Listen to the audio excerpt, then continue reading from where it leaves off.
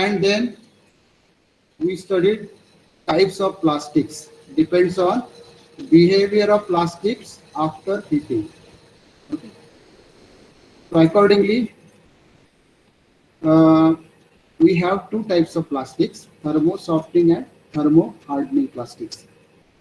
Thermo-softening plastics are also called as a thermoplastics, and these plastics, they soften after heating. Okay. And second type is thermo-hardening or thermosetting plastics. So they harden after heating, or they get permanently hard, or get permanently set after heating. Okay. So depends on behavior of plastic after heating, or what is effect of heat on plastic behavior. We have two categories of plastics.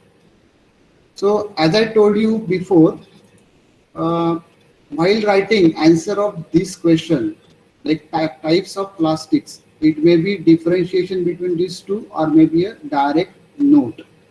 So what we have decided is it is similar to addition polymerization and condensation polymerization kind of note, which we have already learned, right? Because thermosoftening plastics are addition polymers, or they are prepared by addition polymerization, and thermohardening plastics are condensation polymers, or they are prepared by condensation polymerization. So point which we have already studied, most of the points you have to copy and paste. That's all. Okay. And then few specific points, okay, to define these two plastics. So accordingly, first point would be general. They are generally formed by addition polymerization, and thermohardening plastics are formed by condensation polymerization. Then we made comment on a structure. They have linear chain structure, straight chain, no cross linking. But in case of thermohardening plastic, they have three-dimensional structure. Means they have cross-linked structure. Now, since they have linear structure, they are soft, weak, and less brittle. Okay, but here due to strong cross-linking, they are hard, strong, and obviously more brittle. Okay. Then we made comment on monomer. Monomers must have unsaturation in case of thermosoftening plastic. Okay. And in case of thermohardening plastic, if you want to prepare thermohardening plastic, what is basic requirement to be followed by monomer? Presence of functional group. The monomers used for preparation of thermohardening plastic should have active functional groups, or they should be polyfunctional. Okay. OH, COH, NH2, Cl kind of functional group must be there to prepare this plastic. Then this is actually different point, or a specific for plastic, which is not included in addition polymerization. Okay. So our actual definition of thermosoftening plastic. So soften on heating. This is what the important point that should be there in your answer. And hence, what is consequence of this softening of heating? The consequence is they can be recycled and reused at any point of time from their waste. That is possible. But in case of thermohardening plastic or thermosetting plastics, since they get set permanently after heating. Means once they are manufactured, given any shape, we cannot change their shape by heating. Okay. By machining and mechanical operation, we can change their shape, but by heating, it is not possible because they are irreversible to the heat. So that is why we wrote do not soften on heating, and hence cannot be recycled, cannot be reused from the waste. So this fifth point is very important or specific for this these two types of plastics. Then relatively lower molecular weight and thermohardening are higher molecular weight plastics. Then soluble in organic solvents because of soft or weak bonding. And in this case, due to cross-linking or strong bonding, they are insoluble in almost all organic solvents. And these are the examples: polyethylene, polystyrene, which are addition polymers actually, same you can use because they are plastics. And in case of urea formaldehyde, in phenol formaldehyde, polyester, they are thermoharding. Okay. So this is what the, almost similar question, or questions similar to previous part, addition and condensation polymerization. So you should try to, actually you should understand how to correlate all these points. You don't have to mug it up. Okay. Once you are able to correlate it, then your answers are almost easy. You can attend any such question. Then further detail we studied about this behavior, and that is related with the structure. So this structure clearly shows linear chains in thermosoftening plastics. And now, since there is no cross-linking, no strong bonding, okay, if we hit them, they can change their position because they are not bound to any other chain. They can easily move from one position to another position. That means they can easily soften and reset. But in this case, we can see there are cross-linking and strong bonding. So even after heating for a long time with high temperature, nothing will happen because these bonds are very strong. Okay, so they will decompose, char away, or if converted into carbon, but they cannot be molded back to their original shape by heating. Okay, so this point you should understand properly. Then this is what again their reversible nature of thermosoftening plastic can be easily understood with the help of this schematic. Okay, if we heat any thermosoftening plastic article, it will be softened. If when we cool, it will be hardened. Again, we can heat, we can make it soft, hard, soft, hard. We can change their shape anytime. But here it is not the case. In case of thermohardening plastic, during their manufacture, monomers are heated. Okay, they soften obviously. When we cool, they get permanently set or permanently hard. Now, if we want to change their shape by heating, it is not possible because cycle is no more completed or it is terminated. It is not completed or continuous. So that is what the or about the types of plastics. Now, next part is additives of plastics, or we usually call it as a compounding of plastic, or like you can say constituents of plastic or ingredients of plastics. So as I told you before, any plastic article may be polyethylene bottle. Okay, so it is not just polyethylene. Polyethylene is just one part of that plastic or that article. There are several other ingredients required, and those ingredients impart specific property to the final article. Okay, so any plastic article is not just polymer. It is a mixture of several other ingredients or constituents, and that is called as a compounding or additives or ingredients of plastics. Okay. The first ingredient is most important part of a plastic, and that is actually polymer part of a plastic. And we usually call it as a resin or binder. Okay. Then fillers or extender, plasticizers, pigments or dyes to impart color. Therefore, they are called as a coloring agents, catalyst or initiator, stabilizers, lubricants. Okay, many more, but these are important. Okay, usually these 7 ingredients are always there in all types of plastics. The first part, resin part, that is only polymer. Otherwise, remaining they are non-polymer part. Okay. Now, I think you are realized that plastics are not just polymer; they are a mixture of polymer along with other several ingredients together. That's all. Okay. Now, possible question is, there will be a full question asked, like say, describe the compounding of plastic or maybe ingredients of plastic. They may give any name, answer will be same. Okay.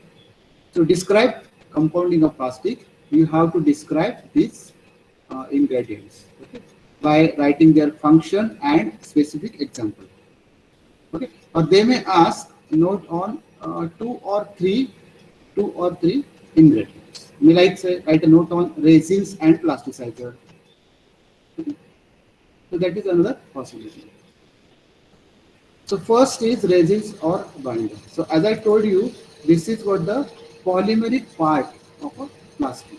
So that is why I wrote here. It is the main constituent. The main constituent. Without that, plastic is not plastic actually, right? The main constituent or polymer part of any plastic. So as name suggests, it is binder. So that is what the role itself holds the other constituent of plastic together. What is the role of resin or polymeric part? Holding all constituents together in a plastic article because it is sticky in nature. So obviously it is a major constituent or main constituent I mentioned in the first statement. So it occupies 30 to 100% part of plastic. Sometimes it is 100% also, but most of the time other ingredients are also added. Now this is what a statement you will find in the last slide. Last slide means what? In differentiation of thermosoftening and thermohardening plastics, where we have studied this. Plastic articles made up of thermosoftening resin can be remolded. The same statement you have to write over here. Okay, under this resin part, like say maybe question like write a note on resins or binder. So you must write this part, which you already studied. Plastic articles made up of thermosoftening resins can be remolded. Or before that, you can write there are two types of resins, like thermosoftening resin and thermohardening resins. Actually, resin is actually now see in plastic resin is polymeric part, and when we say thermosoftening and thermohardening, that polymer is actually thermosoftening or thermohardening. Okay, so the same point you can include over here. Plastic articles made up of thermohardening resins cannot be remolded. So these 2 points we have already studied in the differentiation of thermosoftening and thermohardening plastics. Okay. With example you can write now. Now here polyethylene is representing as a resin, not as a plastic in this question. Phenol formaldehyde, even though it is a plastic, but in this question it is representing as a or being resin or binder. So this is an important point. It decides the method of molding to be used. Which fabrication method is applicable? That is depending on this factor, resin factor. Which resin you are using? Okay, to produce articles, say a polyethylene bag or any say bottle or any other insulating cable, whatever may be the article. Okay, so that molding method, there are 4 molding methods for polymers. Okay, we will study those. Yeah, injection, then extrusion, then transfer and compression molding. So these 4 methods are available. So which method is suitable for particular given plastic for given shape of article? So that is depending on resin part. त्यामुळे resin कोणता आहे याच्यावर ठरतं कुठलं moulding वापरायचं. Okay, so for example, extrusion and injection molding. These are molding methods. Extrusion molding and injection molding. We will study in detail. Okay. So these can be used for thermosoftening plastics. Okay, so these 2 methods are used for thermosoftening plastic and not for thermohardening. So who is deciding factor? What is deciding factor? Resin. Whether it is thermosoftening or thermohardening. So it depends on that. We have to select molding. Compression and transfer molding, another 2 methods, can be used for thermohardening plastics. If your resin is thermohardening or the article which you are trying to fabricate is of a thermohardening plastic, then you have to select compression or transfer molding. Okay, and not extrusion and injection. So deciding factor is resin or polymer. So they are comparatively costlier than other ingredients. So obviously this resin part is a polymer and polymer are organic compounds, and to prepare these polymers we need what? We need to perform chemical reactions, synthetic reactions, and the chemicals required are very costly. So out of the 7 ingredients I have just listed last slide, this resin part is costly. cost deciding factor.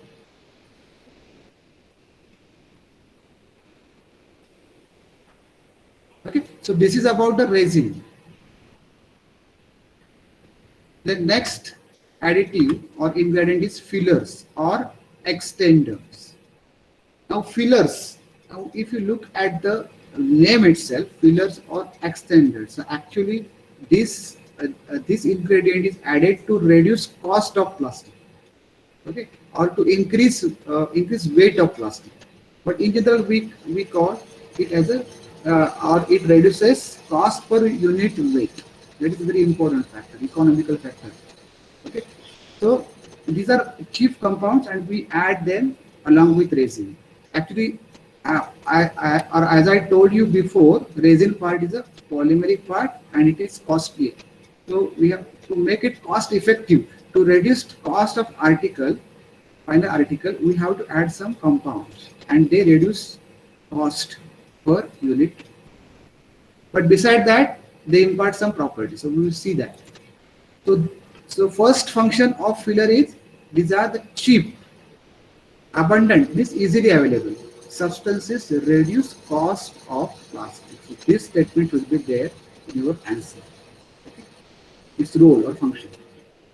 So then example, mica, quartz, they are added for providing extra hardness. And now if you look at these ingredients, mica, quartz, they are very cheap and abundantly available. Actually, these are the byproduct of several industries. Okay, so we just add them while manufacturing any plastic article. So they play a role, and they play usually two roles. First is they reduce cost, they increase weight and reduce cost, obviously. Okay, and second is they provide hardness, so they impart mechanical property. So polymers, they are organic compounds, they are lacking in hardness or mechanical property.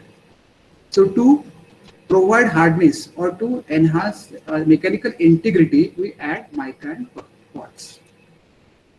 Then asbestos is again very cheap and abundantly available. It is added for increasing tensile strength, okay, and resistance to heat and chemicals. So this is what another filler. So first role is obviously reduction of a cost of final article, and second is enhancing mechanical properties. So tensile properties are enhanced, and also heat resisting properties and chemical resisting properties too. Then other fillers include, there are several other examples you can add in your answer: talc, carbon black, paper pulp, metal powder, marble powder, metal oxide. They are very cheap. They are actually byproducts of industry, and they're transported to plastic industry, and where they are added along with resin, and plastic articles are being produced, which are cost effective. That's all. And also their mechanical properties are enhanced. Okay, so that is about fillers. This is enough. Function and example and specific properties that is expected from that particular ingredient. Then plasticizer. So if you look at the name itself, you can understand plasticizers are meant for improving plasticity and flexibility of polymers. Okay. So usually any polymer, or maybe you can say plastic, it consists of several polymer chains, and those polymer chains, they are pulled together with strong intermolecular attraction force between these chains. Okay, so their flexibility is less. Sometimes they are becoming very rigid. Softening temperature is reduced. So we need to apply high temperature and pressure for molding purpose. So to reduce this rigidity, or to enhance their plasticity, or to reduce the intermolecular force of attraction between the chains of polymers in plastic, we add some compounds. Okay, so that is what the first statement. They increase plasticity and flexibility of plastic. So what is exactly happening, or mechanism is, when we add plasticizer to plastic, so what they do, they occupy position in between polymer chains. Okay, they go and sit in between polymer chains. So what? So when they go and sit in between polymeric chains, the intermolecular force of attraction is reduced. Okay, and obviously flexibility and plasticity improve. So they reduce the force of intermolecular attraction when they occupy position in between polymeric chains. So they make molding easier. Okay, so as after addition of plasticizer, plasticity is improved. So obviously molding temperature is decreased. So molding becomes easier. So plasticized plastics are flexible, obviously, less brittle, brittleness is removed, then possessing lower softening temperature. This is important factor. Decrease in softening temperature, which is required during molding. So plasticizer used must be compatible with the plastic, not consistent with the plastic. This is again important. While selecting any plasticizer, we have to take care of this.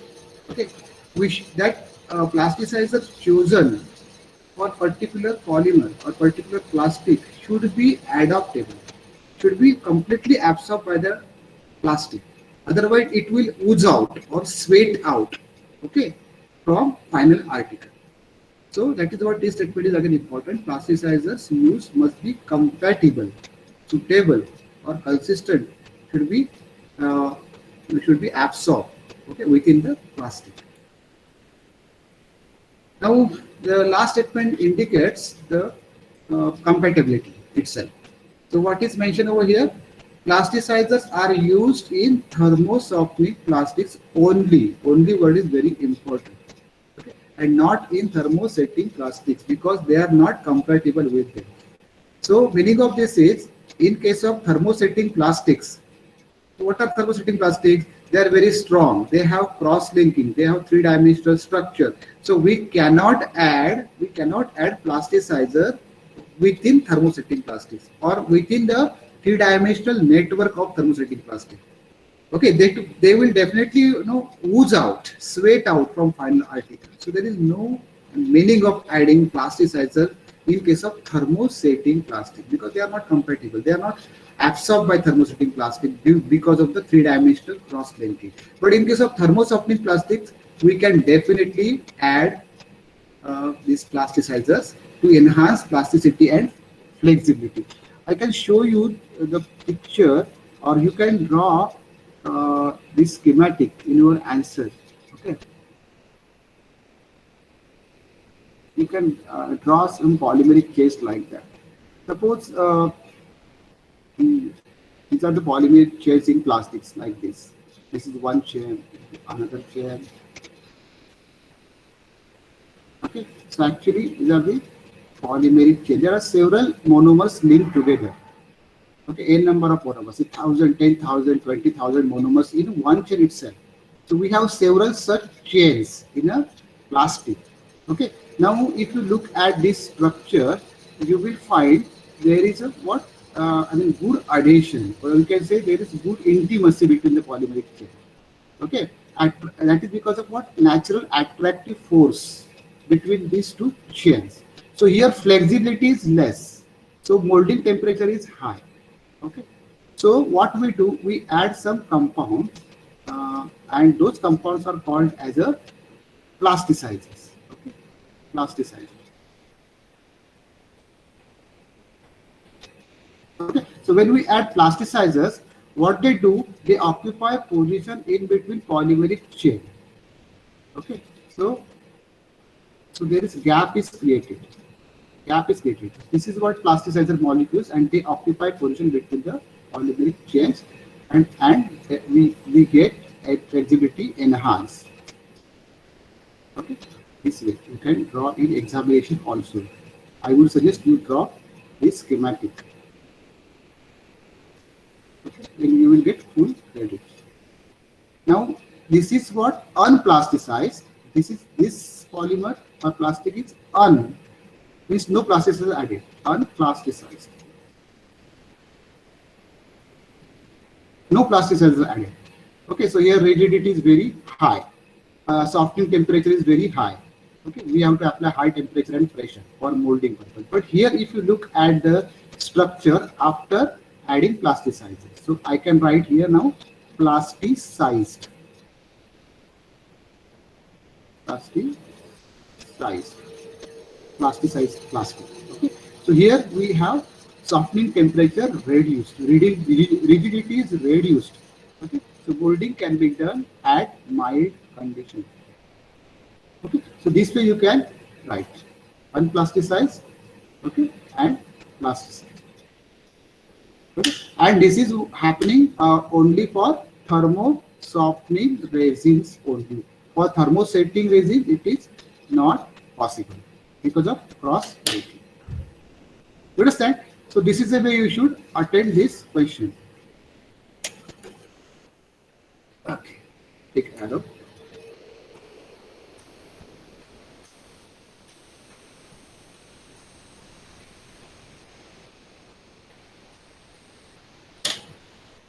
Okay, so uh, for plasticizer, we should write first role of plasticizer, okay, in detail, and after addition of plasticizer, how force of attraction or intermolecular force of attraction is reduced. That you can show with the help of this schematic, right?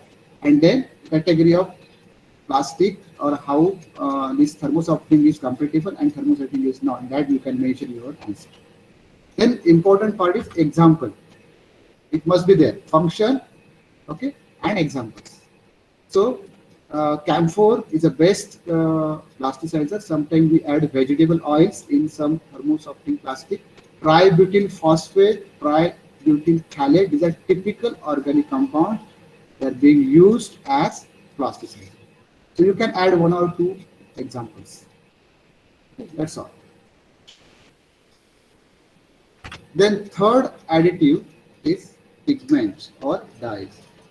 So when we look at any plastic article, okay, we see color, bizarre color. It is not actually color of original polymer. Okay, so as per our need to have a aesthetic appearance, okay, good appearance, we should add some chemicals, and those chemicals are pigments or dyes. So you must have known about this dyes. Dyes are all organic or inorganic compound, and they impart desired color. And they are not ordinarily organic compound or inorganic compound. They have fastening property.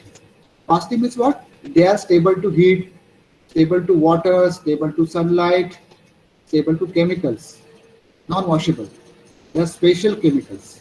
Okay, they are special property, and those are added along with resins, fillers, plasticizers to impart good color, required color to final article. So that is why the first point, they provide the desired attractive color to the finished articles.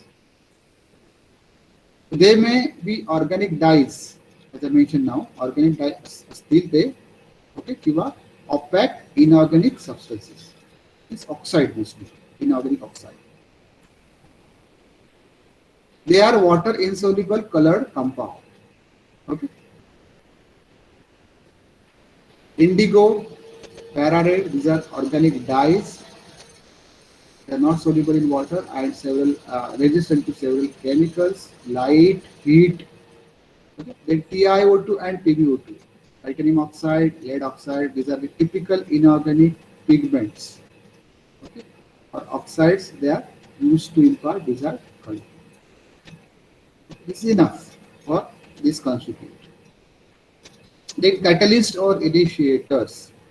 So as we studied in addition polymerization and condensation polymerization, catalyst is must for addition polymerization. Mechanism of addition polymerization. So it involves initiation. Yes, recall this. Initiation when free radicals are produced, and then propagation when free radicals propagate by combining together to produce big molecule, and finally that free radical is terminated. So what does it mean? For polymerization itself, we need catalyst or initiator. Okay. In case of addition polymers, or in case of thermosofting plastic, barabar? Catalyst or initiator is must. That is what we have already studied. But in case of thermos hardening or thermosetting plastic or condensation polymer, all are one and same. Okay. So in those cases, catalyst may or may not be required. हे आपण शिकूया. That is why the first statement, they initiate polymerization. The first role, catalyst, initiation of addition polymers, thermosoftein plastics. Catalyst help the further polymerization of condensation polymers, thermosoftein plastics in mold. You understand? So these catalysts and initiator are must for addition polymers that we already studied. And addition polymer means what? Thermosoftein plastic. But this catalyst may or may not be required. असं आपण लिहिलं होतं बघा differentiation may or may not be. Okay. So this is here we have one example. The catalyst helps the further polymerization of condensation polymers in mold. So while molding, especially phenol formaldehyde, urea formaldehyde. Okay. So while giving shape to these plastics, we add catalyst. Okay. And that is required for what? Further polymerization. This cross-linking. Phenol formaldehyde is a cross-link polymer. So that cross-linking is happening in mold itself during curing, actually. So we need to add catalyst, hexamethylene tetraamine. So that is what the role of catalyst of initiation. So hydrogen peroxide, benzyl peroxide for polyethylene. Okay, peroxide कशाला लागतात? Addition polymerization साठी किंवा thermosoftein plasticity लागतात. Peroxide सगळे.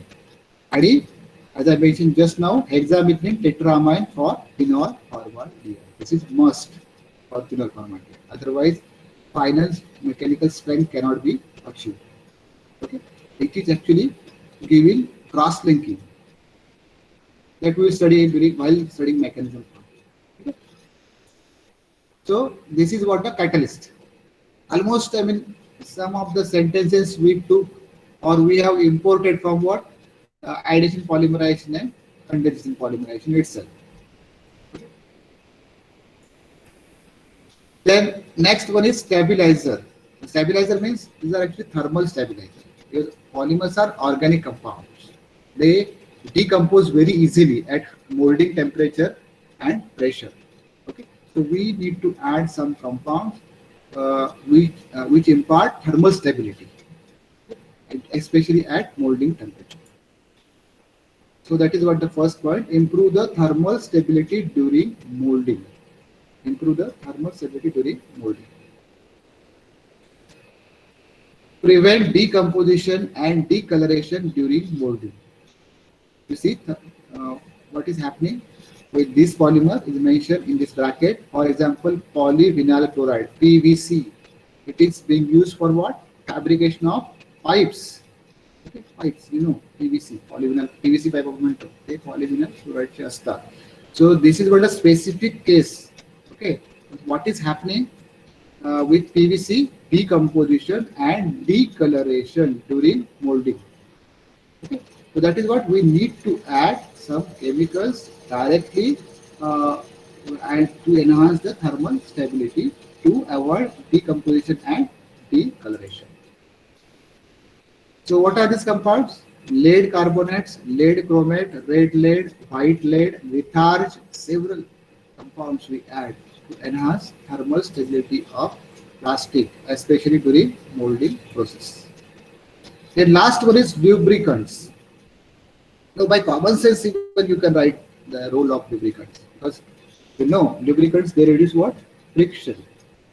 So while giving shape in a mold, okay, there is friction created between this plastic mass and at mold cavity. Okay. So we need to add some chemicals which are actually lubricants to reduce that friction. Okay, to make molding process smooth. Okay. So that is what the first point. They prevent plastic material from sticking to the fabricating equipment. So that is an important point. You should mention your answer. So see, as I told you before, resin or polymeric part is what? Sticky in nature. So there is possibility of sticking that plastic material, means actually resin, to fabrication equipment, that is mold. So lubricant, what they reduced? Okay, they reduce this sticking problem. They make molding easier. So as I mentioned just now, molding agent means what? They reduce friction. Okay, so we can have a smooth fabrication, smooth molding, and beside that, they impart glossy, flawless surface finish to the product. And the typical lubricants like waxes, petroleum, lubricating oil, Vaseline, soap, etc. These are typical lubricants. Okay. So these are the ingredients or compounding of plastic. So as I mentioned before,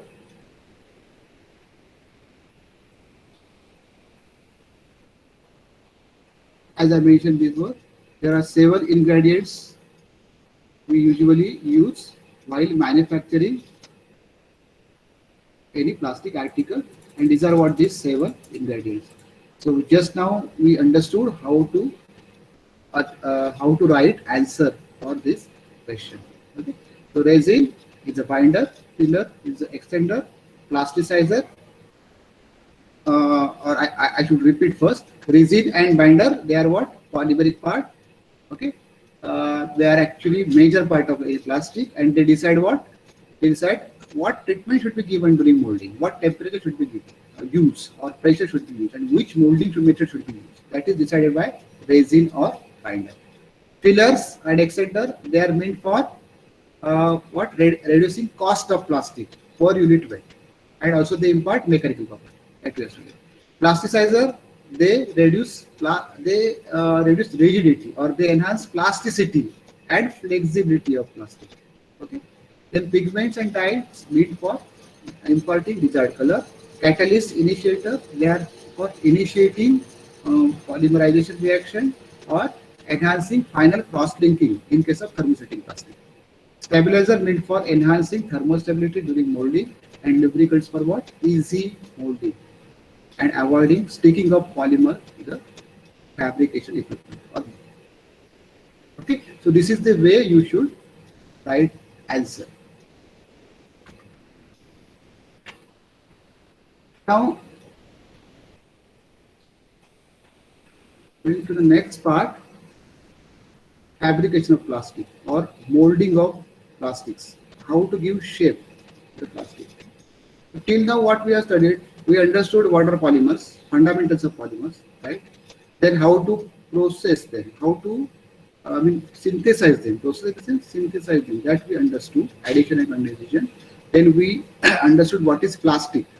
Okay, types of plastics, then ingredients of plastic.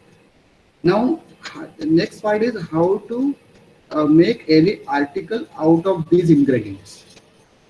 Okay, so that is what fabrication or molding is, giving shape. So it is the process of giving desired shape to plastic by the use of mold, this fabrication equipment.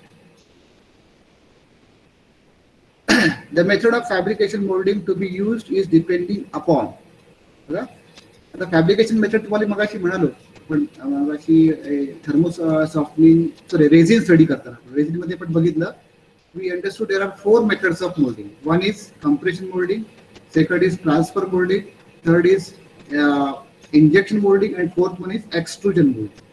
Okay, so how to select the a particular molding method or suitable molding method? So what is the criteria? That criteria is stated over here.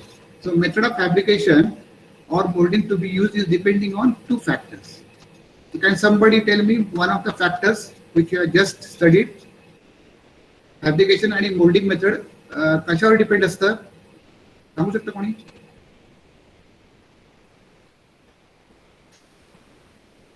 Unmute आणि answer करा कोणाला येत असेल तर. Moulding आता मगाशी mention केलं बघा कंपाउंडिंग मध्ये. हा बोला. How to select fabrication method and molding method depends on what, which factor? Hello, ऐकायला येतं तुम्हाला सगळ्यांना? Hello, nobody is replying.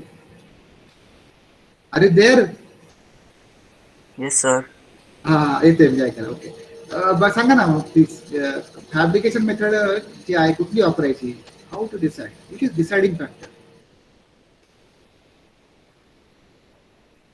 आपण शिकलो ना रेझिन मध्ये आता जस्ट सॉरी इन्ग्रेडियंट्स मध्ये कंपाऊंडिंग मध्ये रेझिन. ओके, म्हणजे पॉलिमर कोणता आहे, कुठल्या पॉलिमरला आपण शेप देतोय, that is what the first deciding factor. आपण शिकलो ना, if it is thermo softening resin or thermo softening polymer, then we should use injection molding or extrusion molding. If it is thermo hardening plastic, then we should use what? Compression molding, okay, or transfer molding. So deciding factor is what? Resin or polymeric part. कुठला polymer आहे किंवा कुठल्या प्लास्टिकला आपण shape देतोय, that is the first deciding factor. And second is what? Shape to be given, whether this is simple shape or complicated shape, whether this is a pipe means you are having uniform shape, continuous and uniform shape with uniform cross section, or it is any switchboard or any other article, toy, whatever. So that is what the second factor. Okay, with the help of that we can decide suitable fabrication method. So that is what I wrote. First factor is the type of plastic or resin used, whether it is thermosetting or thermosoftening or thermosetting plastic. That is first deciding factor. Second, detail about this, as I just mentioned, for thermosetting plastics, we should use injection and extrusion molding methods. Okay, and if the resin is thermosetting, then compression or transfer molding method is used. So, for example, say in case of thermosoftening plastic, the thermosoftening plastic example is polyethylene, polyvinyl chloride, polypropylene. These are thermo-softening plastic, means reversible to the heat. So in this case, we should use injection and extrusion molding method. But if the plastic is thermosetting, means what? Phenol formaldehyde, urea formaldehyde, which are irreversible to the heat. They are very hard, having cross-linking. In this case, we cannot use injection and extrusion molding. We should use compression or transfer molding methods only. So who is deciding factor? Resin itself. Okay. And second is the shape to be given to the plastic. Okay, shape to be given to the finished product, that is plastic article. So these are the two factors: type of plastic or resin and shape to be given. Hello? So accordingly, we have four types of molding methods. First is compression molding, okay, which is used for thermosetting plastics. Transfer molding is again for thermosetting plastic. Injection molding, thermosoftening plastics. Only word I use. Only means what? This method cannot be used for thermosetting plastic. Okay. म्हणजे phenol formaldehyde, urea formaldehyde साठी ही वापरू शकत नाही. Extrusion सुद्धा. Injection and extrusion methods cannot be used for phenol formaldehyde, urea formaldehyde kind of plastic. Okay, they are thermosetting plastic. But these two methods can be used for polyethylene, polyvinyl chloride, polypropylene, etc., which are thermosoftening.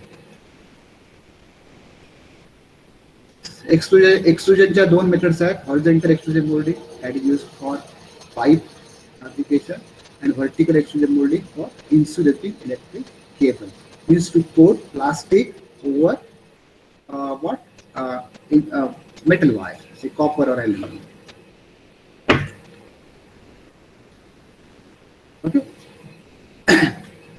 Now the questions are very straightforward and very easy also. So like say write a note on words compression molding or transfer molding or injection molding or extrusion molding. This is one type. But another type or another possibility is they may give you any article or they may give any resin. Like say describe with the help of neat label diagram suitable method for the fabrication of phenol formaldehyde article. So in that case you should understand phenol formaldehyde is what kind of resin. It is thermosetting type of resin. So thermosetting type of resin means what? We should use compression or transfer and not injection or extrusion. Or suppose question is like describe suitable method for the fabrication of PVC pipes. Okay, so here you should mention for PVC pipe we should use extrusion molding, and in extrusion molding also you should use what? Horizontal extrusion molding. Okay, or question may be like how can you insulate or how can you coat copper wire with plastic, or describe any method for this. That is what fabrication of insulating electric cable. So you should write here we should use vertical extrusion mode. Okay, so they may ask direct method, or they may ask any article, or they may give any plastic example like say phenol formaldehyde or maybe say polyethylene, and suggest and describe the suitable method. Then in that case you have to choose what correct method it is applicable to that particular type of plastic. Okay. So now while writing answer for this question, I think we are approaching 12:15. So let us stop here now. Okay. So you have to join fourth lecture, but let me take the attendance. Can you write present in chat box? Yes, sir, or present, so that I can record your attendance. Yes, very good. Fast, very good.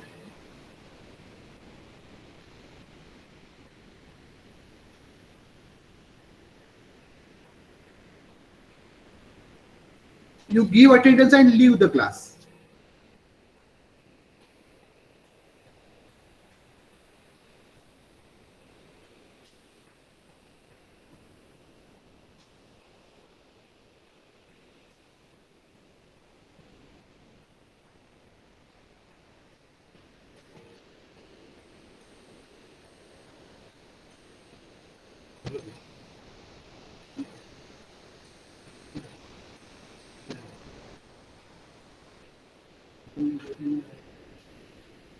Hey, hey, come on. Oh, it is for no.